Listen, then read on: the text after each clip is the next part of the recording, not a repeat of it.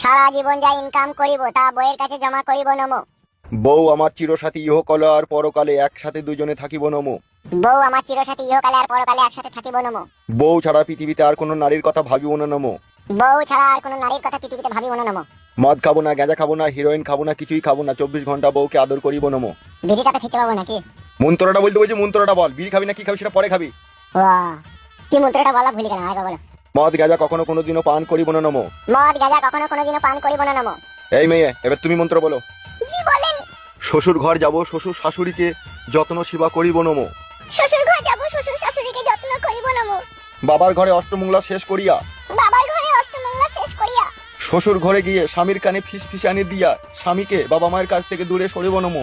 শ্বশুর ঘরে গিয়া স্বামীর কানে ফিসফিসানি দিয়া তাকে তার বাবা মায়ের কাছ থেকে দূরে সরিব নমো। এবার বল মা, শ্বশুর বাড়ির কথা বাবা মার বাড়িতে বলে অশান্তি লাগিয়ে দিয়া বাবা মার বাড়ি চলে যাব নমো। শ্বশুর